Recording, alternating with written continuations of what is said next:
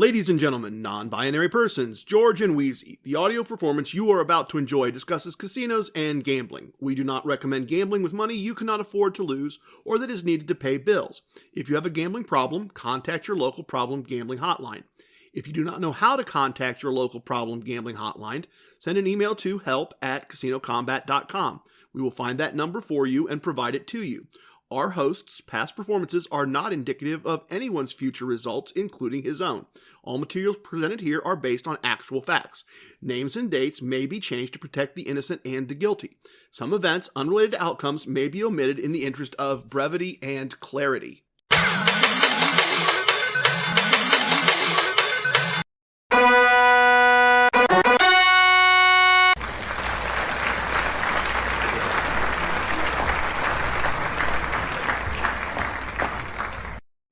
It's me, it's TRG, the Ramblin Gambler. I'm a traveling man and I've made a lot of stops all over this world. And in every part, I own the chips of at least one lovely casino.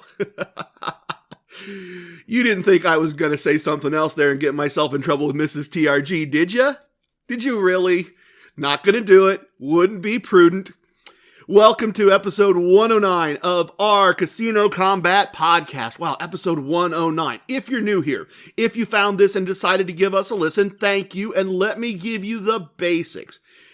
I make an outrageous and unbelievable claim, one that does cause ridicule and derision to be aimed my way from time to time. I can beat a variety of low house advantage games in a casino consistently. The key word there is consistently. That does not mean every attempt. Over the course of many attempts, say a month's worth, I end up with a profit after expenses almost every month. Once in a while, I don't have a profit after expenses. Those months, the comps and gifts are generally more than what was lost and spent. Kind of a discount on a good time, a vacation, a show, that kind of thing. I make the claim, but the reality is we don't really know. Over the 3 years of this podcast, detailed records indicate that claim is true and accurate. But I have to acknowledge that I could have been just lucky for almost 3 years, and I'll lose consistently for the next 7 years. I have no DeLorean. I can't predict the future. I'm also not claiming that you can do what I do. Maybe you can. I'd like you to be able to. I'd like you to try if you think you're so inclined. But I can't claim that you can do it. We'll only know when you do it and you do it successfully. But I'm willing to share everything I know, every technique, every method. There is no pitch here. There is no upsell. There is no sell. Why would I need your money? I have plenty of the casino's money. You are welcome. Listen if you would like. Check out the CasinoKombat.com website for additional information and materials. It will be easier to find if you spell combat with a K. If you like what you hear in this episode, I suggest you listen to episode 22. And the High Trinity of Casino Kombat episodes, episodes 62, 63, and 64. If you want a quick and easy money-making crap strategy, check out episodes 106 and 107. There is also a squad of people ready to help you learn. They hang out in the Casino Kombat Squad Facebook group. I encourage you to join them. All right, enough Casino Kombat 101. If you've been here before and you came back, thank you. I appreciate more than you may ever know. So what's the battle plan for episode 109? Once we finish up here, we are going to share a moment of casino wisdom. I have a very interesting story to tell you, a fun story to tell you, but it all revolves around using a variety of our casino wisdoms. It is an illustration of the application of a variety of casino wisdoms. And, yeah, and some potential dirty deeds done dirt cheap. After that, I have a moment of concept segment for you, and I know those sometimes get a bit weird, and this segment is a bit too, but I think in a very understandable way. At least I hope so. After that, we head into the virtual VIP lounge to review a couple of weeks of gambling and document the results for the month of February 2023. We will finish up after that with the Casino Kombat theme song, the Casino Kombat Blues, so stick around for that. Before we jump into everything, Guardian and the Jet have not checked in, but the squad has been busy in the Casino Kombat galaxy. I have a lot of things to share. First up, always the best news. The Excelsior Brigade of Casino Kombat has a new member, Maven AP. He joined the Excelsior Brigade by correctly naming the real-world name of my home casino, Casino 2, in less than 3 attempts. Personally, I am just so happy about this happening. I really am. I met Maven AP in a very interesting way. Mapp sent me an email, and I'll skip his personal details, but he had someone in his life to be accountable to, and that person isn't available anymore. He asked if he could be accountable to me and email me his results. He didn't want anything else, just someone to share his true results with. Of course, I was honored and humbled to do that for him. Happy to do that for him. He's been sharing his results, and when he asks for feedback and comments, I'm happy to share my thoughts. Look, I can't claim this will always be possible. As a squad, you could eventually grow to a point that would overwhelm me. That is possible. But if you need someone to be accountable to, I'm here. trg@casinokombat.com. Spell combat with a K. You know that, but I need to repeat it ad nauseum. It's somewhere in my contract somewhere. If you need somebody to be accountable to, if you need somebody to share with, if you're struggling to be brutally honest with yourself, send me an email. If you got results and you want feedback, I'll do as much of that as I can. I am really here to help other gamblers be better at gambling because you all help me be better at gambling. The next interesting thing, the young squire, a young entrepreneur building a growing business. He was at a trade event at a resort and casino in Albuquerque, New Mexico. He's a smart young man, and he speaks gambling very, very well. He thinks gambling very, very well because when he was a wrestler in 5th, 6th, 7th, 8th grade, we were road buddies. I was traveling with him everywhere, and we were talking, and honestly, I was funding a lot of his wrestling with my gambling, and he knew that as well. So he's in Albuquerque, New Mexico. He's at a resort and a casino. He's at a trade event. And I often say I don't know everything about gambling. I just want to know everything about gambling. And young Squire had some things to share about this casino that was different in a couple ways. He's in the bar talking to a customer of his, and they're having a drink, and the customer says, "Oh, let's go do some gambling. Your dad knows gambling, right?" And he says, yeah, my dad's actually a pretty good gambler. And the guy says, "Well, let's go play some." So, okay, and they grab another drink, and they start to walk into the casino from the bar, and security stops them and says, "No alcohol allowed on the casino floor." I'm floored. Are you floored? I'm stunned and amazed. He was stunned and amazed as well. He drinks very, very sparingly, only occasionally.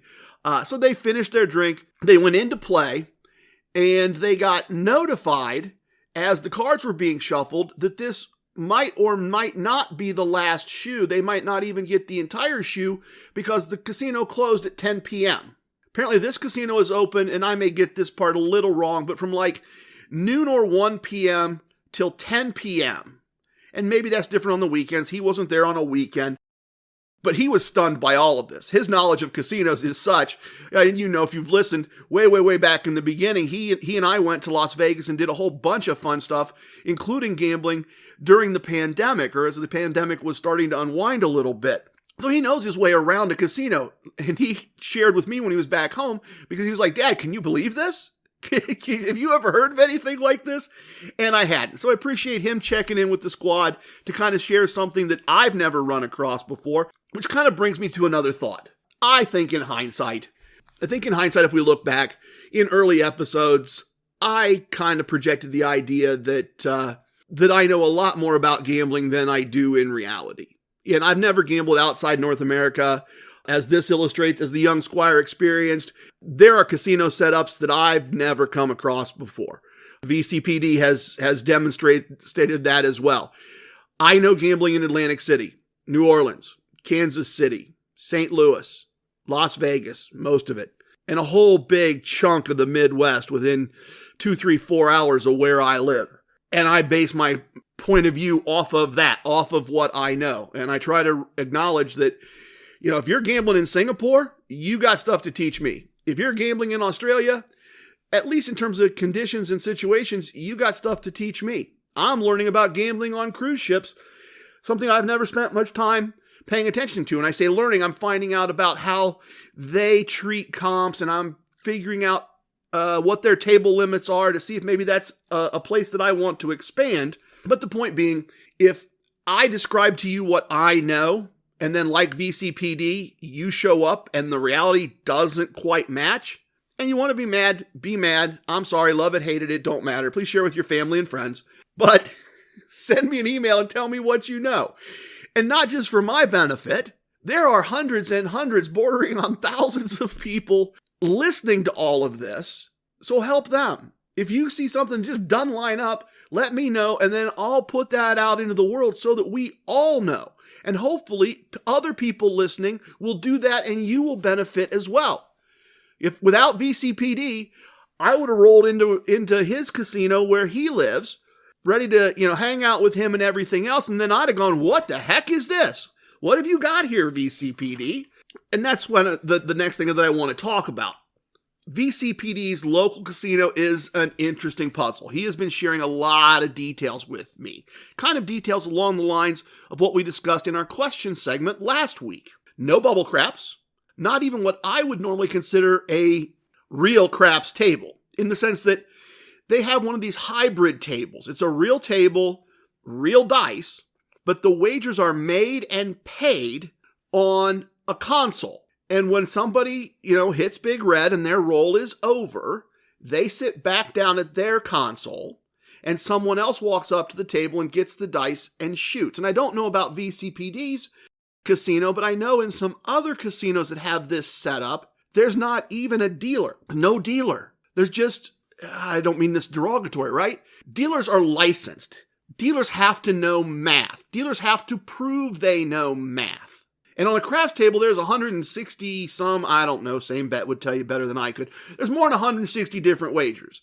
And you got to know how to pay all 160 of those wagers. These automated craps setups like this, where all the wagers are made and paid on a screen, there's just the equivalent of a slot technician. In fact, I've heard that in some of the Vegas, it's the equivalent of a model.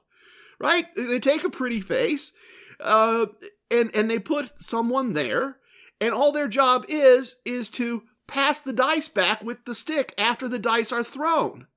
Maybe make some friendly banter. Tell the next person up it's their turn if they'd like to take it. That's a much lower cost employee to the house than a dealer, and a much, much more lower cost to the house than 3 dealers and a pit boss all working a regular table.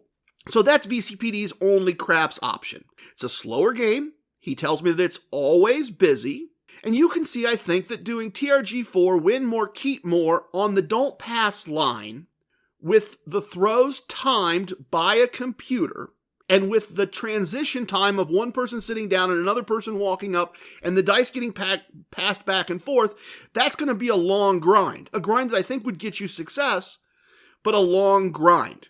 And that means the time roll has to be large enough.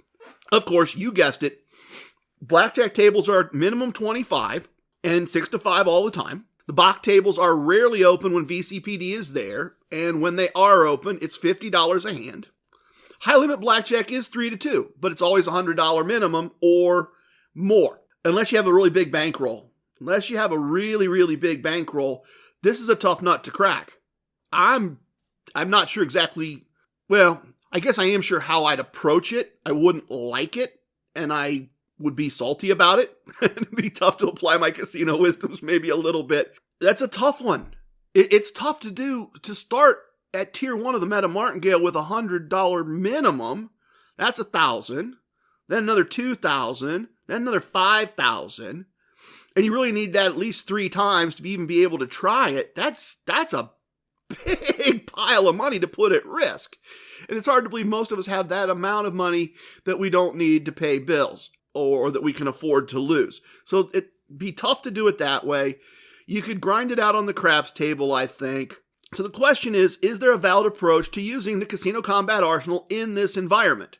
Imagine VCPD's frustration, right? Again, I don't know everything. I just want to. But if this casino structure is structured in a way nothing around me is structured. And maybe that changes over time. I don't know. Casinos do tend to change. They tend to need to pull players in after a while as they burn out players who think it's fun until it's not. VCPD has a more than adequate bankroll to gamble in a variety. Like, VCPD could take his bankroll to Casino 2, and on a Monday, Tuesday, Wednesday morning, afternoon, probably do a meta martingale and have a reasonable chance of success. So it's not that his bankroll is light, it's that it's tight for this setup. So we went back and forth. Bach and 3-2 blackjack, not really an option. The only craps option requires a very large time roll, and that's just as important as bankroll. Reluctantly, the only conclusion, and to his credit, VCPD waited for me to say it first, but it sounds like he'd already reached that conclusion. And as I use that word conclusion, let me mention that, oh, by the way, conclusion is the first word ever that is actually spelled with 2 Ks as part of the podcast. But reluctantly, the conclusion is give the house their almost $2 per 100 house advantage, much bigger than the house advantage at 3-2 blackjack, but honestly just a little bigger than the advantage on don't pass or pass on craps. Give the house their slightly larger advantage, the minimum house advantage wager that VCPD's bankroll will support, given the options available, is the damn 6-5 blackjack. And now somehow I've been talked into going that way twice in 3 episodes. I don't remember. I've ended up there twice recently. My other advice to him, given all the other situations, some of which I'm just not sharing, they're none of our business. He's agreed to make it some of my business, and I appreciate that. But my advice to him was to dial back the positive exit point in the beginning to just 4 units. Try to get in, get $100, and get out. 1 is easy. Infinity is impossible. 4 is close to 1. And my suggestion was try to win the original bankroll amount. Try to win slowly over multiple visits what his original willing to lose money was. And then take that bankroll and put it away as a backup against future losses. And then on wins going forward, start making those choices with how to distribute the money. Now bring some money into your life. Now pay a bill. Now set some aside for taxes. Now set some aside for buying the coffee. Now put some aside against future expenses. Now do those, buy some stock, buy some crypto, do those other things. But let's get, if we can, let's try to get to house money, and then use the money we were willing to lose, or in this case, like I'm a mouse on his shoulder, use the money he was willing to lose as backup to his bankroll. It really stinks that VCPD, after all his patience, ended up with a very difficult play environment. But as I alluded to earlier, I suspect that as more casinos open in his state, my understanding is this is the first casino open in his state. As more casinos open and as there's more competition, I think those things will change slowly over time, and some of those barriers will go away, and some better options will come up. All right, let's move on to the next item on the battle plan, a moment of casino wisdom.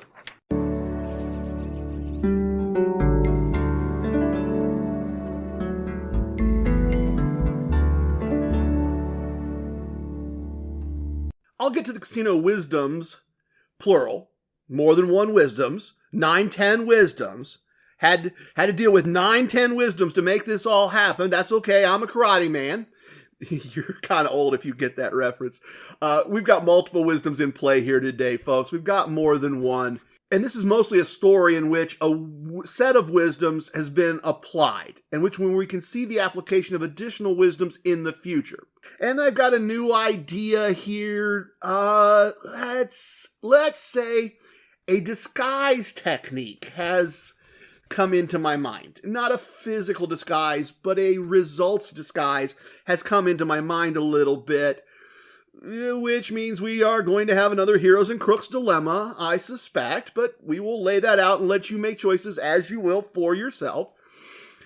And since this is really a story in which wisdoms are applied, we have to have the story about the story to get to the story to get to the wisdom. Here's how this sets up. Despite careful planning, I found myself in high limit at the third tier of the meta martingale on a Friday afternoon evening, and my time roll's running a little short. I thought I planned it right. History suggests I had plenty of time when I walked in. Yeah, maybe I got in a conversation with Gabriel a little bit.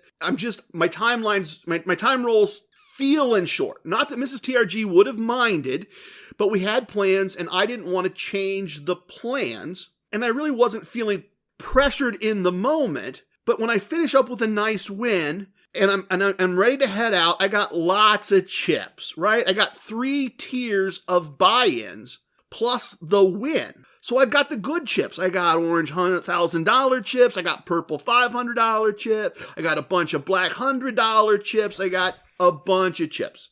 And the cage is very busy and I'm in a hurry.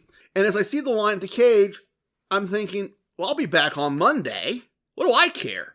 Money's money, chips are chips. It's not like it's not like somewhere far away from my home and I'm leaving and I don't know when I'll be back and I'm going to carry all this money. It's like, I'll just bring it back on Monday. Who cares? It'll be my starting money. I'm not short cash to enjoy the weekend. This is fine.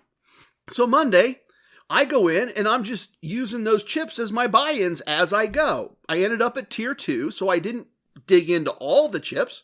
I got my day's pay. And as I get my day's pay, because there's a basketball game that's going to be starting shortly, there's a whole basketball crowd forming a huge line at the cage again. And again, I just looked at it and went, I'll be back tomorrow. I got more chips than I left with the last time. I'll just keep the chips. So now even more chips walk out with me, and even more chips walk back in. And as a dreamer of dreams and a traveling man, I have chalked up many a mile, read dozens of books about heroes and crooks, and learned much from both of their styles. That's just true. That's just true. There is as much to be learned from the good guys as the bad guys in many ways, and some of the bad guy things to be avoided. And as always, decide for yourself. But the thought that comes into my head on this Tuesday, as I've got chips that I won on Friday and changed into other chips, and then those chips got changed into other chips of bigger colors, and then those chips got broken down on a Tuesday and then reassembled. The thought that occurs to me is, how do they keep track of all this? And if you're not familiar, okay, you're in a casino. You end up winning bigger chips, particularly in my casino. If you get to the point where you're winning the orange chips or the gray chips, when you go to the cage, they ask you where you got the chips. They ask you for your player's card. Walk up to the cage with a few black chips and a green chip, no one's asking any questions. Walk up to the cage with one purple chip, no one's asking any questions, in the sense of no one's asking for your ID, no one's asking for your player's card. Walk up with an orange chip or a bunch of orange chips or gray chips, player's card. Where were you playing? Phone call gets made. Hi, this is the cashier's cage. I have so-and-so here. He's got 3 orange chips. Oh, he won them with you? Okay, great. Thank you. Then you get your money. This is also how they have some way to do your profit and loss statement. ECE showed me a neat trick the one time we were in Atlantic City. And I've really appreciated it. I've really come to use it, or use it a little more. It's a great idea. It's an idea I've used in the past, but he just executes it so seamlessly in such a small way. If he's buying in, he doesn't buy in for 10 units, he buys in for 12, and then he pockets 10. Already, the house's number is going to be wrong in his favor. Now, if you're saying, TRG, that's over the line, that's wrong, you should give them as accurate a number as possible so that they can report to the government as accurately as possible your winnings so that they know exactly how much you should pay taxes on. If that's your take, I'm not going to argue with you. Do you, boo? Not a problem with it. I get it. But there is benefit to be had from having the house have the wrong numbers for you. There is benefit to be had from manipulating reality such that they think you have won less than you've won or lost less than you've lost. And I gotta think that not cashing the chips right after you won them, the larger chips, right? And then playing out of your pocket for a couple days, I gotta think that makes a confusing mess. And as I'm having that thought on Monday and Tuesday, I don't really know what's gonna happen to me on Tuesday. So on Tuesday, I went in the casino and I knew I wanted to get my cash out of my chips, get back to base, start over. Partway through the day, I needed a new player's card because I'd lost one somewhere and had no idea where. Got a nice, easy win. Didn't even need to get to tier 2. Just bubble craps win, tier 1 win. We're all good here. But I turned in black chips to do the buy-in, and I got back, I think, a purple chip. Not quite sure, but I got back more chips, right? So these chips are kind of a 3-day of my time, 5 days of the casino's time, muddle of chips from all kinds of sessions. And so, easy win, not much line at the cage. I hand over my chips and get asked, where were you playing? And now I've got to just throw myself on the mercy of the court, right? I said I didn't get them all in one place. I got some of them, some of the orange, the one was Friday afternoon, then the one was yesterday. And then I don't know, the purple's got, and she's like, okay. So she asked me for my player's card, and she swipes it, and she says, I'm sorry. I'm sorry. The computer says that I can't cash these. And I said, because I got them at different times? And she said, no, it's saying that your account is merged, and so I can't cash your chips because your account is merged. And this is where the casino wisdoms start to come in, right? This is actually the story that has the meaning. The rest was just the story to get to the story and an underhanded observation along the way. So this is where the casino wisdom comes in. Casino wisdoms take knowledge or information about how casinos work and how players commonly behave in casinos, and it takes that knowledge or information and it couples it with an action to be taken in some certain situations. And this situation is an excellent example of that. The reason these wisdoms exist initially is for me to teach myself, and then eventually for me to communicate ideas to you in a way that I hope will cause you to go, oh yeah, I remember. Because that's the way it happens for me. In this moment of this person telling me they can't cash what is a good amount of money. I mean, you can buy cars for the amount, cheap cars, but you can buy cars for the amount of money I had in chips. Not being able to cash them can be a little scary and frustrating, even if you do this a lot and you know the people involved. Casino wisdom number 6 teaches us what? It teaches us when there is a problem, and this is clearly a problem, remain calm and look for a casino solution. Casino wisdom number 30 teaches us, I told you, more than one wisdom, had to be a karate man. Casino wisdom number 30 teaches us, if you are a regular in a casino, and I certainly am, the casino employees are not your employees, they are your co-workers. Treat them accordingly and act like you work with them, right? So we got both of these here. This person who's telling me that she can't give me my money would be reasonable if she thought I might go off on her and yell and scream. A lot of that going on these days. Every reason to be nice to her.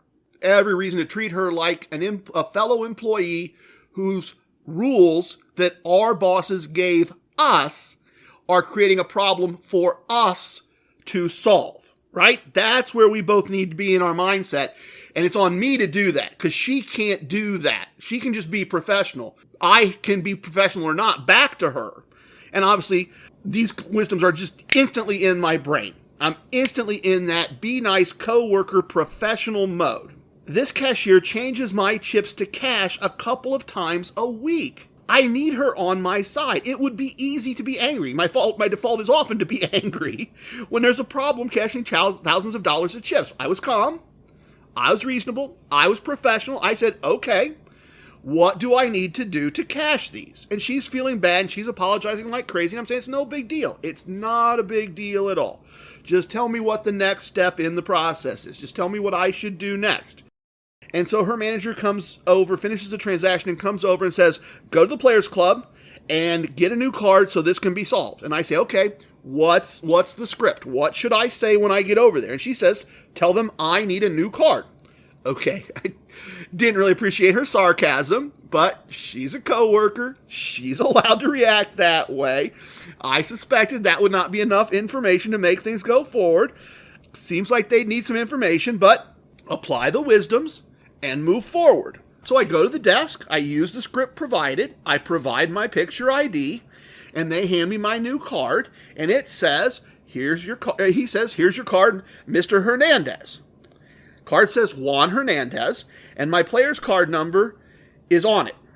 And for the record, my name is not Juan Hernandez, as evidenced by the fact that I pronounce it poorly. And I pointed out that the name on the card isn't the name on my ID, and that the number on the card isn't the same as the player's card in my hand. And I'm a bit freaked out, mentally, internally. I did lose a card earlier. Did someone find that card and merge my account? Was there someone who made the hero crook choice and decided being a crook was going to be pretty easy? Did they take my high-level card, merge it with their account? Did they take my tax-free imaginary money? Did they change my PIN? Did they play my money through the slot machine and take cash? That's all going on in my head, and all of a sudden this guy over my left shoulder is yelling and screaming, and someone needs to help him, and he has places to go, and he was in line before I got here, and he just went to the bathroom, and he needs to be helped. He was told he had to come back because the person that was here to solve his problem wasn't here, and he needs his P&L fixed, and he needs it fixed right now. His P&L is wrong. He wants it fixed, and he's yelling and yelling. And the other person at the desk is saying, "Sir, just a minute. He's helping someone else. He's the one that will have to change your P&L. I don't have the security to change it. Just calm down." And he won't calm down. He's yelling and screaming and demanding attention. He finally is standing right beside me, yelling at the guy that's trying to help me sort out my merged card problem. And I said, just go ahead. Just go ahead. Solve his situation. I know mine's complex. I've got time. And rightly, my coworker says, "No, that's fine. We're working on this. We'll get to the end of it. It's fine." And I said, this is urgent for him. This is not urgent for me. Let's just go ahead and get him taken care of and get him on his way. So they do. They correct the P&L the way the man wants it corrected, which means they're reporting something that doesn't match their records at his request. And once the angry man leaves, everyone laughs at him and clowns on him. And I hear the rest of the story. He was having his P&L, profit and loss, his win-loss statement for the month, or for the year, he was having it revised up. He was having them credit him with more money won than they thought he won.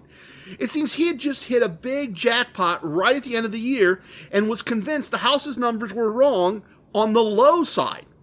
And of course, everyone clowned on him as soon as he walked away. And they were like, well, he gets to brag to his friends about his big profit for the year. And now he has to pay more in taxes because we just officially recorded that he won more than we thought we did. So he just yelled and screamed himself and made a scene so he could pay more taxes, which is actually very amusing, the level of stupidity and the idea that you need to brag to your friends about this. Bragging is one of the symbols, bragging about wins is one of the symbols that you have a gambling problem, by the way. Long story, just a bit shorter. Eventually a manager was called, buttons were pressed, time was spent, and the manager informs me that he is going to have to go to the computer in the back, override things, untangle the accounts. All my points are fine. My PIN is fine. He's not quite sure how it happened, but he's just going to need a few minutes to sort this out. And I say, "Oh, okay, well, how long do you need?" And he just looks scared. He looks terrified. And I'm like, "It's no big deal. If it's just a minute, I'll stick around. If it's going to be like 30 or 40 minutes, take your time. I'm just going to go to the men's room and go have a beer at the bar with my friends." The bar was right around the corner, by the way, not a long walk. I'm like, "I'm just going to go have a beer at the bar with my friends while you sort this out, and then you can just come find me at the bar." And now he looks relieved. I think in hindsight, we're seeing that in my part of the country, in my part of the world at least, there's a lot of frontline customer service workers that are just used to getting yelled at and abused. And I think that's what my interpretation, one person's point of view only, he just seemed relieved when I say, "Yeah, if you need an hour, take an hour," right? Not a big deal. He says, "Hey, I need about 5 minutes. Go ahead, make your stop, and then I'll meet you at the cage." That's what we did. He showed up promptly, took me right to the front of the line, handed her my new card. I got my money. I got my new card back. I pitched my old card. I checked on the way out. My balances were fine. My PIN was fine. No harm, no foul. No big deal. I remained calm. I looked for a casino solution. I treated the people behind the desk with casino badges like coworkers, and everything worked out fine. And my coworkers were grateful that I had made things easy for them. This is an excellent example, as I said, of why we have casino wisdoms. If you've listened to a few episodes, you know I can get pushed, whether it's an employee, a fellow employee, or a fellow guest. I can get pushed and I can go off on people. The casino wisdoms put me on the right path to resolve things. And in some small ways, I also accomplished, told you, lots of casino wisdoms. I also accomplished some of casino wisdoms number 86 and 87. I may have created allies, and I didn't create any adversaries. This is what casino wisdoms are supposed to do. They're supposed to remind us in certain situations to do certain things. And I'm so glad that I articulated all of these to all of you because they helped me directly in dealing with this particular situation. Okay, our next segment is a moment of concepts, but hopefully a straightforward one. You're traveling through another dimension. A dimension not only of sight and sound, but of mind. Thing means nothing. What? A journey into a wondrous land whose boundaries are that of imagination. So, a moment of concepts. A moment of concepts. A relatively new addition to our menu of podcasting for you. A new kind of segment to do. In these segments, I try to look at big ideas that are bigger than just the core concepts. They're bigger than techniques, strategies, math. I try to get in your head a little bit. I try to make you think. I try to blow your mind. I try to make you stop and go, with stuff like this. I'm trying to think about things in the bigger picture, show you things in a larger framework, not tie into one very narrow idea. And what I want to talk about today in this moment of concepts revolves around Inner Circle member, East Coast emissary, fourth to the rings, flowchart, or decision tree, or whatever you prefer to call it. And think about what we have there in those very unique pieces of paper, which, by the way, CasinoKombat.com/Fred. We built Fred into the website, probably almost a year ago now. We built Fred into the website. We try to keep expanding Fred as a way to distribute things out to you. You can download the strategy charts for TRG2 and TRG4. TRG2, always be grinding, and the slight modification, TRG4, win more, keep more. You can download those from the website, and you can work right through them, and you can see what I would do in each situation. What we've done there is ECE took my words and my thoughts and transcribed them into a diagram. And it's the kind of diagram that I was taught in college to make to tell computer programmers how to write code to make computers do certain work. And it would be possible for someone to take that diagram and make an application. That's what we call them now. We used to call them programs, sometimes called them scripts. But they could make an application that would tell you the next wager to make, or whether to stay, or whether to leave, or whether they would tell you what to do next if you just put the results into the program. The program would say, are you making your first wager? Yes, I am. What happened? I lost or I won. Okay, do this. Okay, it would tell you what wagers to make. It would tell you to leave. It would tell you all of those things. It would be very possible to take that diagram and make that computer code.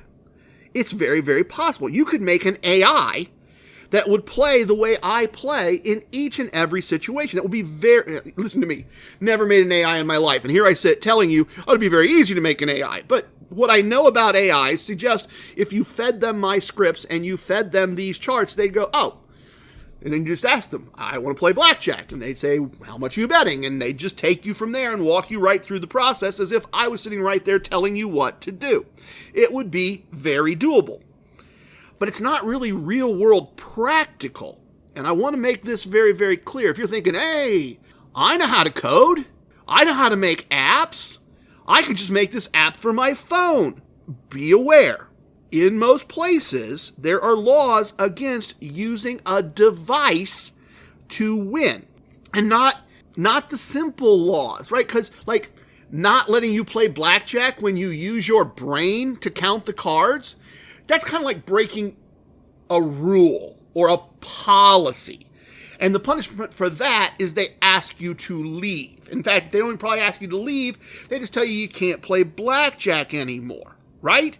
But there are laws that say if you use a device to win money, you can go to jail. You can be punished by a judge. Now, the origin of those laws is that people used to put all kinds of hooks and wands with lights and this and that to try to set off slot machines to pay out without putting any money in.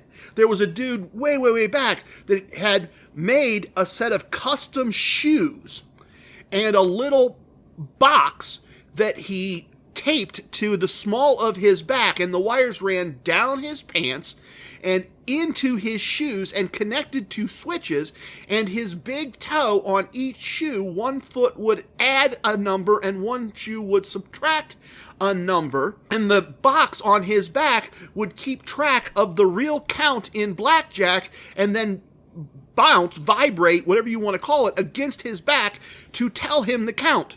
That dude got caught. That dude went to jail. Real jail. Not like casino jail. Like real jail for real years.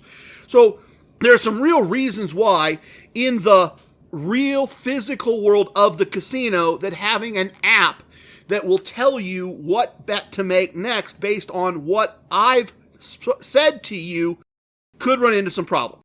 You might get away with it at Bubble Craps. You know, Bubble Craps, you're just sitting there by yourself. You might get away with it at electronic blackjack. You're just sitting there by yourself messing with your phone. And if you're just doing that for giggles and grins, okay. For me, I can't risk them telling me that I need to speak to the magistrate because I was using a device and I won. That's just not a problem I need in my life. This could also be, very honestly, this could be very useful for online play. Right? Now there's no one looking over your shoulder. Right now you can do whatever you want to do. So if you wanted to make an app that would do the wagering for you, according to my wagering systems, that would be very possible, and you could use it in an online way. If you think you could code it now that I gave you the idea, please let me know. Please share. If you want to fund having it done, let me know. Maybe we can be partners. I'm not completely against. I think AI could be dangerous. As an IT professional, I think AI could be dangerous. That doesn't mean I think we should stop all development of AI. I think developing an app that tells you what wager to make next, an app where you say I'm playing TRG4 or TRG2, and it tells you what to do next, I think that could be very useful. That would be a very interesting thing to have. So if you have some skills, or you think you'd like to fund someone that has some skills, get in touch. I'd like to be involved in that, I think, in a little bit, or in a little small way. Now that's all a bit too practical and a bit too grounded for a moment of concept segment. It really is. Here's the part that belongs here, I think. When I play, I'm just running the computer program from the chart in my brain. The first place that this program ever existed was in my brain.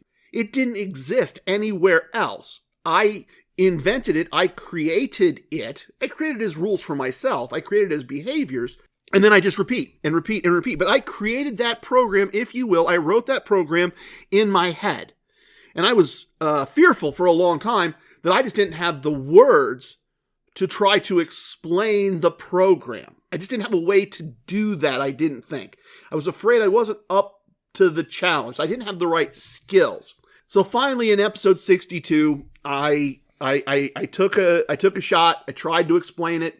I've made some videos. I've tried to explain it. I've used it to evolve and explain TRG4, win more, keep more. And what happened? ECE said he was going to make a chart when we were having dinner. I sent him the script, so at least he had it in written form, as good or bad as that script was.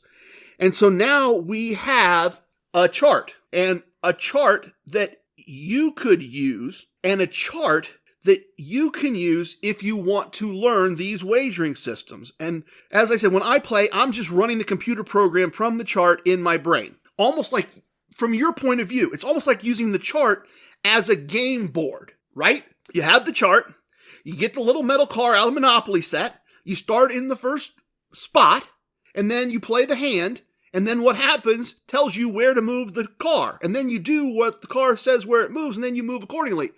It's not that different from playing Game of Life. I should have said one of the little cars from Game of Life, I guess, but we're not letting you have kids playing this game, or because of this game at least. The idea being, you could move a game piece around the chart as a game board as outcomes occurred, right? You can learn TRG4 that way.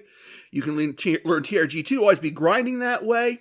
In fact, if you want to test those two systems outside the casino, without a casino game even being involved in any way, print out ECE's chart, go to Monopoly or Life, get a car or the dog from Monopoly, but not the shoe. I'm making a hard and fast rule. No using the shoe from Monopoly for this exercise. But print out ECE's chart. Get some quarters and some dimes to use as $25 and $10 chips. And get a penny or a $50 to flip. Pick heads or tails. One or the other, not both. Never change. That is always your bet. Pick heads, always heads. Pick tails, always tails. Take one off your play stack. Make your bet. Flip the coin. You'll have an outcome. Move the car on the board. Move the chips in the stacks. It's not a perfect mathematical model, right? It's not a perfect mathematical model.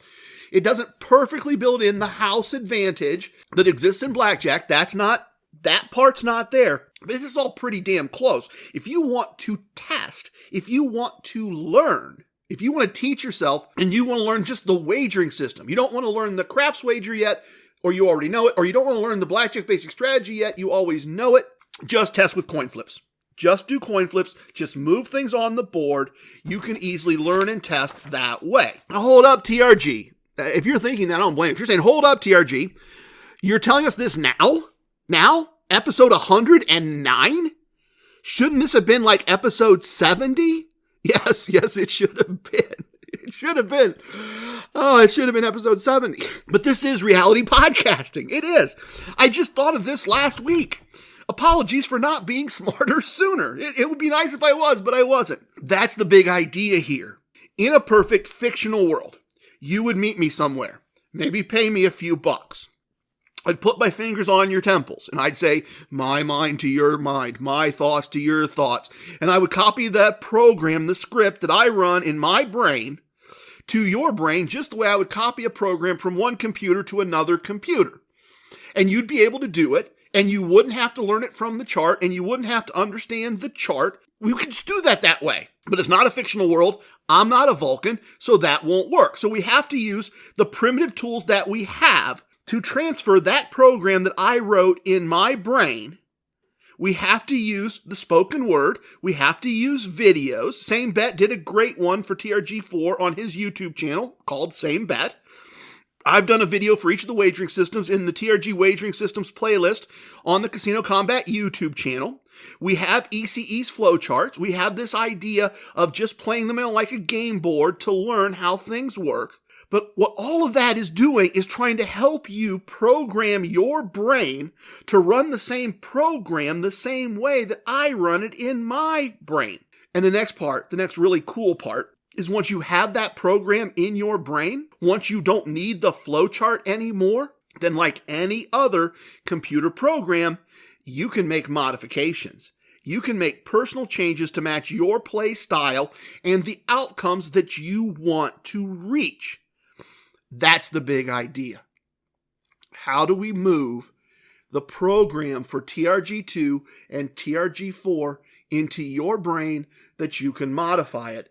And one of the best tools for that is what ECE gave us, those charts that you can play like a game board without even worrying about the casino part.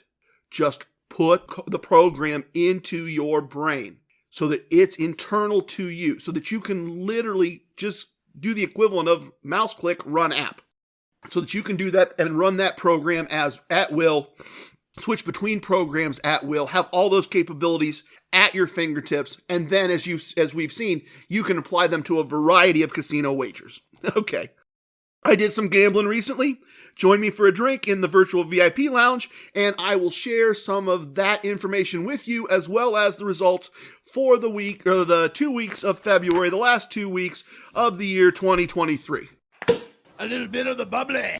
Welcome to the most must-listen-to segment in casino lifestyle podcasting, the Casino Kombat Virtual VIP Lounge. That's not even a humble brag. Feedspot.com told us this is the most must-listen-to casino lifestyle podcast for the year 2023. As always, we have the best virtual everything virtually all the time. We have the artisanal orange soda crisis from the last episode solved. I got a Facebook message. Well, Billy with the great last name actually got a Facebook message informing us that the virtual pizza is always cold. This is a crisis. This is something that has to be taken care of. Thanks for playing along. T-Rex has installed warming lights over the virtual pizza station, and we are trying to solve the whole thing, bypass the whole problem entirely, and just have a virtual robot make the virtual pizzas to order. We're efforting that. We will see if we can get the virtual robot up and running. Anyway, if you can, press pause, pour yourself something, make yourself a plate. VIP lounges in casinos are a great place to meet friends, old friends, new friends, and swap stories and share stories and talk about casinos. I'm having my go-to today, Crown Royal Apple with just one ice cube. And what we're going to do here, we've done this quite a bit lately at the end of each month, we are going to pull out just a few interesting items from 2 weeks of gambling. And then we are going to do the results for the month of February 2023. So the first observation I want to make is about the reward system at my local casino. At the first of the year, they went from having to earn X points to reach Y tier. To reach a certain tier, you need to reach certain points. And you had to do that twice a year. And they made it annual. And it used to be that $1 spun in a slot machine got you 3 points. And now $1 spun in a slot machine gets you 1 point. And that's fine because they reduced the number of points you needed to earn, likewise, by 2/3. You now need 1/3 as many points over the course of a year to reach a certain tier. And if you have a bad 6 months and a good 6 months, you're the same better tier the entire time. Doesn't matter to any of you. You're probably not gambling in those casinos. I mean, Starving Artist is, but you're probably not gambling in those casinos, most of you. Here's the interesting observation that I wanted to pull out of this. All of a sudden, in some of you're over 55, pick a star and we'll give you something free. It now includes rewards credits, the tax-free imaginary free money. Sometimes now the appreciation gift for a certain tier will be a lot of reward credits. Like my appreciation at the horse track was like $100 in free tax-free imaginary money. I mean, that's enough to go have a really nice steak dinner. I mean, almost a steak dinner for two if you skimp on the sides a little bit. Share the sides. That's it. Not skimp. Share the sides. We'll get 2 great steaks and 1 great side. And that hit me as weird at first, but I think I know what's going on. And I think what's going on is that because the slot players are getting so much less free tax-free imaginary money that they can't do the things with that money that they used to do. They're finding themselves unable to comp themselves a buffet or unable to buy themselves a meal or whatever. So they're seeing their resources go down because they're now only getting 1 tax-free imaginary dollar when they used to be getting 3. So now we're getting more of those given back to us in other ways and for other reasons. Again, why does that matter to you? Because I'm applying it to my benefit. You see, I can turn those free tax-free imaginary dollars into free slot play. And I normally try to keep, because the slot play conversion is horrible, but I normally try to keep my free tax-free imaginary money at no more than 2 days' pay. That's almost too much. I keep it there because that's enough to go into the swag shop and buy everybody in my group shirts before a sporting event, or buy Mrs. TRG a bag or earrings if she sees something she likes, and it's plenty of money to be able to buy whatever food we want or this or that. If we ever wanted to go to a really nice comped dinner, we could just use that imaginary money to turn it into comps and go to a really nice dinner at one of the restaurants downtown. They have relationships built that way. So when they give me these big chunks of free tax-free imaginary money now since the first of the year, I'm just immediately converting whatever that dollar amount is into free slot play and pushing it through the process and turning it into real cash. And so I wanted to make that observation because you might see that happen to you. And then 2, that's also going to be reflected over the next few months as a higher level of free slot play potentially, because we have a new source of free slot play coming into the process. So I did want to bring that to your attention. I did do some traveling. I took a trip from my customer. You know, I love this setup. I really, really do. And if you are not aware, the setup is this. I've got a customer that's about 1 hour toward my home casino. And so I build my day so that I get out of the house early, go do 4 or 5 hours for my client, and now I'm really not quite halfway to my home casino, Casino 2, which from my home is 2 hours east and south. And so I headed in, and I did this with purpose because with more choices and more options and a busier life, because we can do things besides just be locked in our house, Casino 2 isn't getting the love it used to get. It's not getting the once or twice a month it used to get. And therefore, they're not being as generous with the comps as they used to be. And we may hear more about that eventually at some point, but I wanted to get over there. I wanted to show them some love. I wanted to get some action in over there. It is a casino I absolutely love. And the reality was that as I was leaving, I realized I had enough imaginary, tax-free imaginary money that while I had agreed to pay full price, I ultimately just comped myself the room. I comped myself dinner. I had some free bets. I had some free slot play. And it was a very slow night in the casino.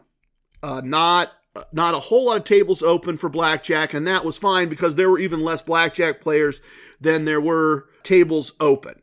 And I realized that while the table limits were pushed down low, I was basically getting a table to myself, and the rules are actually better at that. I think it was a $15 table. The rules are actually better at that $15 table than the rules in the high limit room at my local casino. So I would just get up, stretch, record my results, maybe go to the bathroom, and come back and play at the next tier if it was needed. And I didn't even have to change tables. Didn't have to color up chips. Didn't have to do anything. I'd do the whole thing, the whole meta martingale, all at the same table. And so that's what I would do. If a tier 1 meta martingale got me to a positive exit, then I'd leave the table. Maybe go play some slots. Played a little bubble craps. Went to the bathroom, took a break. All those little things I tell you about. Ate a meal at the one break. I'd come back. Different table, different dealer. If I had to go all the way to tier 3, I'd go all the way to tier 3. And when I got to a positive or negative, although I never had any negative, but when I got to a positive or negative exit, I would take it and then revert back to the correct tier after a break and start again. I did 3-4 passes, still was in bed early. I should have started with this. Over this 2 weeks that we're talking about here, that I'm pulling out the important part, I won a lot of money. I'm going to tell you how much in a minute, but I won a lot of money. I won a lot of money at my home casino, Casino 2, and I love being there. In fact, they've recently renovated everything, remodeled everything. Everything's fresh and new and clean and painted. Has that new casino hotel smell. Really great to get back there. A couple of the dealers recognized me and remarked that they hadn't seen me in a while. It was good to see me again. So it was good to get back there. Hopefully, showed them enough action that maybe in March they'll start to comp some rooms again. I'm sure as we make treks over to Atlantic City and we go east some this summer that we'll get to stop by and visit with them more often. And then the other trip that I took, and I'm just so casually doing this without a script that I'm doing this backwards. By the way, before I get to that trip, I gambled at my local casino every day Monday through Friday that I wasn't gambling somewhere else. I gambled at my local casino. I got the free gift cards. I got the mixer, the blender, the candlestick maker, whatever. I got all the free stuff. As I said, I won a lot of money over these 2 weeks, but I did gamble every day like it was a job, did make money every day like a job, in addition to the trip to my home casino, Casino 2 for an evening. And then likewise, I took a trip to the MGM property. I love this trip. Some of you may find it exhausting. I just love this trip. And so it goes like this. Thursday's the day Mrs. TRG calls her mom after work and really doesn't have any time for me till well into the evening, almost bedtime. So I head out early. I grab some breakfast. I drive a little over an hour and a half, between an hour and a half and 2 hours straight west. There is a My Choice property there with a wonderful casino. I always have some free stuff there. So I stopped in, got my free slot play, played my free bet, won just a little bit of money. Back to this idea that one is easy and infinity is impossible. I just told myself as long as I got anywhere near half a day's pay, I was just going to move on. This was just stop in, use my free stuff, win a little bit of their money, and then head north about another hour. So we're an hour and a half to 2 hours west. We're about an hour north. Check into a wonderful comped room at MGM, and that's the thing, right? I have worked and worked and worked, sometimes at some relatively high costs for rooms to get to the point where this MGM property would let Mrs. TRG and I just pop over on a Friday or a Saturday and have a comped room. It's part of an important reward system to us. It is the closest major reward system with a hotel to us.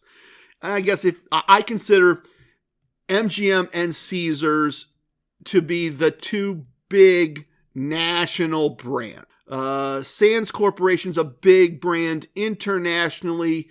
It's a great brand on the Strip. They've got a couple other properties across North America, but not anything that in any way works for me in any way, shape, or form. My Choice is a great brand and a great national brand. It's just My Choice sold their only property on the Las Vegas Strip and doesn't have a property in Atlantic City. So MGM is a big, significant piece of my gambling portfolio. I want to keep things right, and I love having a big, beautiful, wonderful resort hotel with all the possible amenities you can want that's affiliated with one of those brands. And I've put a lot of time and effort in, took a lot of their money, honestly, but put a lot of time and effort in to get to the point where they would comp me Friday and Saturday nights. They have big name shows there in terms of musical groups and comedians. I wanted to get this going, and I have, and now I'm not going to let it drop. I'm going to do my best not to let it drop back, which means heading over there once in a while.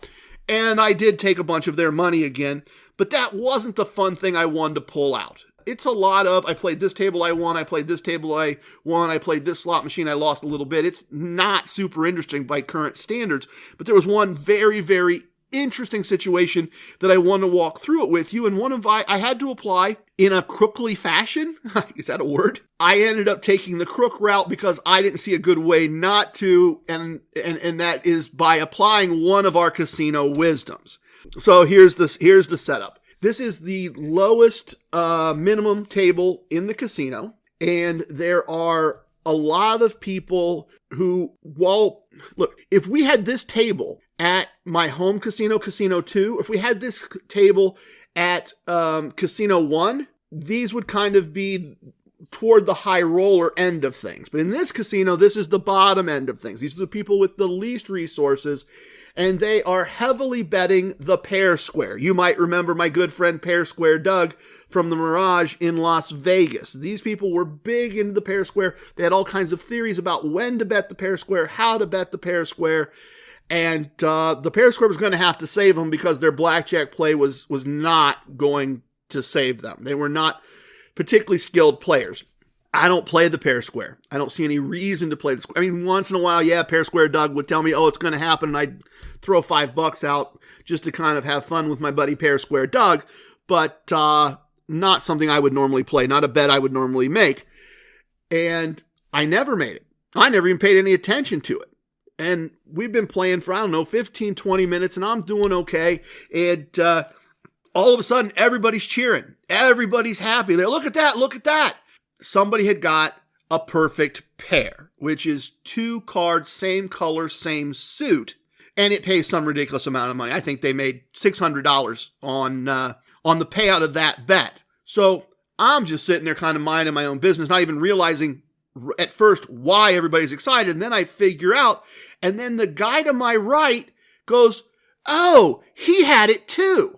I look down. I do. I hadn't processed it that way. I have a pair of 5s. I have a 10. The dealer has a 7. I'm going to double. That's what my brain is thinking. That's what the program in my brain is saying. Basic strategy, pair of 5s, never split 5s. It's 10 against a 7. That's a double. And I'm just waiting for it to be my turn. But the guy beside me is like making a big deal. He had it too. He had it too. We had 2 on the same table. Look at this. And before I can even realize what's going on, the dealer says, floor? I'm so sorry, sir. I'm so sorry. She puts $10 in the pair square bet. I'm so sorry. It was just how it was. I haven't even figured out what's going on yet. I'm telling you in hindsight, but in the moment, I don't know what's going on.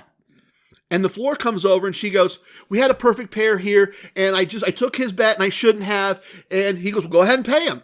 Well, the casino wisdom is let them do their job. If they make a mistake and it hurts you, point it out and nicely and let them do their job and correct it. Okay, simple. Doesn't apply here. I honestly would have been very tempted to say, I didn't bet it because that's the truth. But then I'm going to make her look bad to her. This is I'm just stream of consciousness. I'm just taking it into my head and all this is going on, right? I'm thinking, let her do her job. And I'm thinking it's going to be $10, right? I don't know this game. I don't pay attention to it. And she hands me $50 and the $10. I got $60 for free. But at the same time, she's just told her boss that I had a bet there and that she made a mistake. And he said, it's no big deal. Go ahead and pay the man. And he's apologized to me and she's apologized to me. And then at that moment, I figure out what's going on. Then it all clicks in my brain. I just tried to tip it back over the course of the evening. It was a crook move, although it's not one I initiated. It was a crook move. It was money I didn't earn or win. And I did try to tip it all back in addition to what I would normally tip over the course of the evening. It caught me completely by surprise because I'm really good at blackjack. I'm really horrible at side bets because I don't pay any attention to the side bets. People are always annoyed because I'm winning stuff on the side bets that I'm not betting. And I think I've told you that story. If I haven't, I should. So those were kind of the three big takeaways for me in all of this. The home casino visit, the fact that reward credits are now becoming free slot play, and the fact that Casino Wisdom said, let them do their job. And by the time I figured out how to let them do their job, I had been handed $60 that I shouldn't have been handled. The next thing I want to do, the thing that we always do, if you've been with me regularly, you've heard this a zillion times, I want to review the results for the month of February 2023. In real life, I find that I, at least, and people that I know that share with me, we only share our results with people we really know and trust, right? We don't share our results with everybody. Somebody you pass on the way in that you know a little bit. Hey, how'd you do? Oh, I did fine. Or I'll say to them, hey, how'd you do? And they go, oh, yeah, I left you a little bit. You can have some of my, right? We're not really sharing real results. We're maybe sharing kind of a sense of how we did, but we're not sharing dollars and cents. I share real results with Mrs. TRG. I share real results with Gabriel, obviously my whole family. Not a lot of other folks other than all of you that I share my real results with. And I do that to be accountable to someone or something. I do that because why would you trust me if you didn't have at least some sense of if this works or didn't work or how often it works? And I do this because one of the core concepts of Casino Kombat is don't gamble for the table or even the day, gamble for the month. So I take all of that, I look at all of that, I bring it all to you, and try to bring it all to you in a way that makes sense, and in a way that you can say, what would this mean to me? And the way that I do that is, I have the amount of money that I consider a day's pay. Way, way, way back in the dim recesses of time, this was the amount of money that I wanted to make if I went to the casino because I hadn't earned enough knowing things about computers. And we've just brought that forward into the podcast. So I divide all my results, all of the comps, all the everything by that number. And so all you have to do to know what this would mean to you in your life is take however much you earn a day. If you earn $50 a day, multiply my numbers by 50. If you earn $50,000 a day, multiply my number by 50,000. Whatever your number is that you earn a day, and that will tell you, right? In its simplest form, if I tell you I got to the end of the month and after expenses, I had an extra 5 days pay, that's like working 5 doubles during the month unless you get time and a half. It's just like working 5 doubles. It's exactly that. If I tell you 10 days, it's like I worked 10 doubles. If I tell you 20 days, it's as if I worked 20 doubles. It's as if I was a registered nurse, and every day I came in, I worked 8 hours, and then I worked another 8 hours, and I went home and went to sleep. That's exactly what that would be like. So you have a basis, you have a way of understanding what exactly my results would mean to you if you had this revenue into your life as well. And I post all of this, we do it verbally, but I also post all of this as a blog post in that same format on the website, so that when this publishes, that will also publish, and you'll be able to go look through the numbers. You'll be able to go see all of the things that I'm getting ready to talk about with you and make your own conclusions or reach your own conclusions about all of this. So here we go. What have we got? And I am literally just taking that spreadsheet and walking right through it with you here. This is unscripted.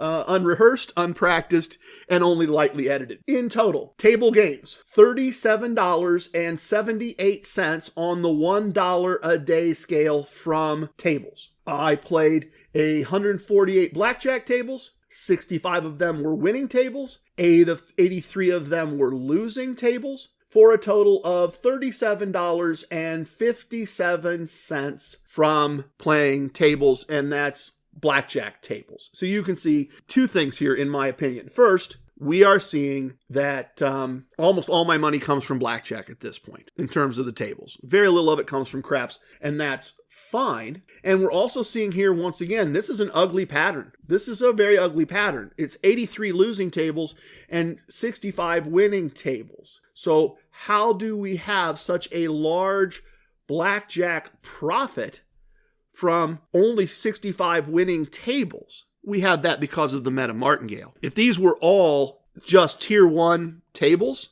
if this was the way I was doing things in the first year of the podcast, when I had not been able to afford to fund the meta martingale, this would not be good. This would be bad, right? Probably. I mean, I could go back and try to run the numbers, but this would be completely different. There was also not that many tables back then, right? Because back in the beginning, I wasn't getting multiple tables a day. It was kind of one and done. Unless I was traveling, I wasn't getting multiple tries. Now I'm getting multiple tables in a day. I'm able to carry this through. If you were only doing this one table a day, how long is it going to take you to play 148 tables, one a day? It's going to take you a while, right? My experiences are very condensed. I have a lot of repetition. I have a lot of results, and I am demonstrating. We may find out in 10 years I was wrong, but I am demonstrating that, at least for right now, the meta martingale fixes losing tier 1 and tier 2 tables and creates nice profits on a monthly basis. I played no craps tables. None. Didn't play any craps tables, which shows you how my game has evolved, because I played 19 bubble craps tables. So I played plenty of craps. I just played it on the bubble craps machine for efficiency. I played 19, 10 winners, 9 losers. Not a surprise here, because I am not meta martingaling the bubble craps. Equine Ensign and I, E Squared and I, have had quite a few conversations about actually how we would meta martingale the bubble craps, because the way I have my positive and negative exits set up, meta martingale is going to have to be modified to be applied to bubble craps the way I'm playing bubble craps. I'm setting 1 is easy, infinity is impossible. I'm setting a very low bubble craps positive exit point and trying to extend from there, rather than using the bigger, I'm using a 5-unit win as my positive exit versus an 8, 10, or 12 unit positive exit point. So that's a little bit different. But here's the neat part. I'm using a very small unit size compared to craps. I'm not using nearly as big a unit, or compared to blackjack. My bubble craps unit size is small, because I do still consider this an experiment. I do consider this data collection. I'm happy with the results, but I don't feel like I have enough results yet to really move up to a bigger unit size, or I've not decided to. So I'm really happy to tell you that even with the smaller unit size, bubble craps contributed $1.33 to our revenue from gambling this month. That is not a small number. That is almost Mrs. TRG's car payment. That is almost Mrs. TRG's car payment from bubble craps. From bubble craps, a total of 19 times. Think about that. Think about if you had this opportunity available to you, and I now know from a variety of feedback that many of you don't, and I really wish you did. Think about if you just went almost 5 days a week, 19 days, 20 days. It's February, folks, so that actually may have been all the Monday through Fridays. But think about if you had gone Monday through Friday and played bubble craps and got to the end, and you had 10 winning visits and 9 losing visits, and you could make your car payment? Okay. Casino Kombat for the win, right? Isn't that Casino Kombat for the win? I stop by every day. It's got to be close, right? You can't drive 3 hours to do this. But I stop by every day, before work, after work, on my lunch hour. I used the modified version, the craps modified version of TRG4, win more, keep more. I go about 50-50 in my results, and I get to the end, and the money that's extra from what I started with is my car payment? Obviously, this is unscripted because I'm just impressing myself now and telling you about the bubble craps outcomes. It's turning out to be a nice little piece of revenue. It's turning out to be a reliable piece of revenue without a lot of variance, and that's a nice flat level thing. So let's take a look at the slot play. Slot play with our own money. That's slot play with TRG slot strategy El Numero Dos.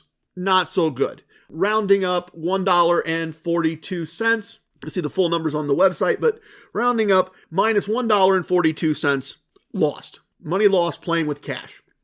But hold on. We got free slot play in the amount of $2.32 rounded up. And with that, we won $2.41. Now, if we take $2.41 and we subtract, rounding up, $1.42, minus the rounding, the reality is we won a day's pay in total on slots. That's not bad. That's not bad at all. We got more than a day's pay on bubble craps. We got a day's pay on our total slot strategy. And then full disclosure, I never intended, when I outlined this podcast and outlined the first 5 whole episodes, wow, was I ambitious. When I did the first 5 episodes, I never expected to talk about slots. No reasonable thinking smart person plays slots to win money. I just had this idea that had been ticking around in the back of my head that I've been messing with for a couple years. And then as I'm doing the podcast, it's putting money in our pockets, and I'm not talking about it. So the numbers aren't quite perfectly reflective and I'm feeling bad. And so I went ahead and wrote the ebook, Casino Kombat Slot Tactics, and which you can go to the website, go to casinokombat.com, you know the spelling, go to the Fred section, you can download the ebook, Casino Kombat Slot Tactics, and it lays out both TRG slot strategy number 1, which is used to play free slot play, and TRG slot strategy El Numero Dos, which is used to play with your own money. And what we're seeing over time, what we're seeing over the longer period of time of the podcast, is that what really is happening is that we lose money playing with cash more often than we win. And Mrs. TRG has a lot of fun doing it. And then the free slot play that we get back often gives us a profit anyway. And a lot of that free slot play, minus the new free tax-free imaginary money I've started getting, but a lot of that free slot play is them saying, oh, well, you played this much over the last 2-3 months. Here's some money to get you come back and play again, right? So we're seeing that in total, the slot component of our gambling portfolio more often makes us money than it loses us money. It is kind of a perpetual motion machine. It does kind of circle around itself and reinforce itself. And if you stop doing the play with cash, you're going to have a lot more fake money to play with. You should track this. You should keep track of this, and you should know your results for yourself. But you can see mine on the website. So what do we end up here?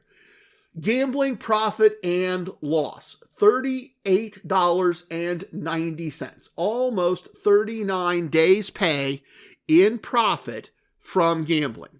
Our expenses were 94 cents, less than 1 day's pay. Our profit and loss after expenses for the month, $37, and if we round up once again, 96 cents. $37.96 profit or loss after expenses. That's, going back to what I said earlier, that's almost like working doubles every day. And we had a lot of fun doing it. You know, I did work some doubles, right? I worked some doubles. I went to my real IT job, and then I went to my other job in a really nice comped hotel room and ate a comped meal and did my second shift.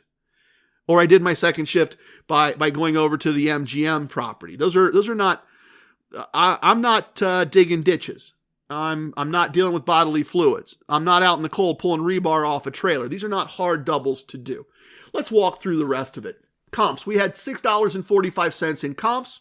Our match bets were 51, I call it 52 cents with rounding. Our free bets, 93 cents. So take free bets, match bets, and free slot play That's a whole lot of free money to gamble with that I told you would happen if you did things this way.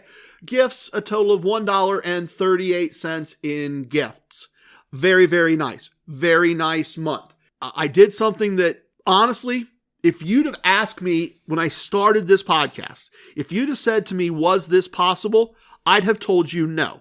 I would have told you no, it is not possible to have a cash profit after expenses for one entire year.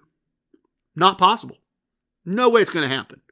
Going to have some months where you just got to make it up with the comps, right?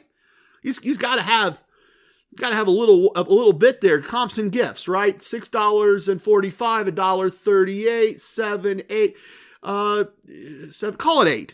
Call it, right? So you could have lost 6 days' pay in cash and still had a Casino Kombat win because the comps and gifts more than exceeded. I would have told you for sure that was going to happen a bunch of times. I credit part of that to the Meta Martingale. Maybe it's just random coincidence going my way, but it's official, everybody. I've won money for the last 12 months. In fact, the reality is when I look at the numbers, it goes back further than that. I just didn't realize. Being honest, I sometimes don't pay as close of attention to my historical numbers back more than a year, perhaps, as I should. But if it happens, we're due. If it happens, and I'm, knock wood, I don't want it to happen. I don't want it to ever happen again. That's probably unrealistic. If it happens, we're just going to go, oh, well. If you win money, cash money, 12 months in a row, and admittedly December wasn't very much, but if you win cash money 12 months in a row, and you have a cash after expenses loss, even one that's bigger than your comps, I submit to you, who cares? And we'll see. We may have it in April. We may get got in April, because in April our expenses are going to go way up, way up. I got plane tickets, I got show tickets, I got all kinds of stuff. We're going to Las Vegas, so April we may get got. You may recall that 2 years ago in April we got because I took my wife to the Grand Canyon. So we may have one coming in April, but if we do, it's not like it isn't. It's okay. Let's take a look at the final number. Take it all. Money won, money lost, money spent. Free stuff given to us, free money to gamble with given to us. Roll it all together. Add the positives, take out the negatives. We have $49.74 in value into our lives because we are good at the game of casino gambling, or at least we were good this month, right? That's not bad. That's a number that I can be very happy with. I hope I've shown it to you accurately. As I said, it'll be on the website. Please tip your waitresses, tip your bartenders, tip your dealers. If you have a host, tip your host, but don't tip away your wins. I have spoken. Everything you heard here is true from a certain point of view. In 10 years, we may find out I was wrong about all of this. It's time for leaving, and I hope you understand I was born a rambling man. Love it, hate it, it don't matter. Please share with your family and friends. Goodbye, everyone. Thank you for listening. Thank you for giving me the gift of your time today.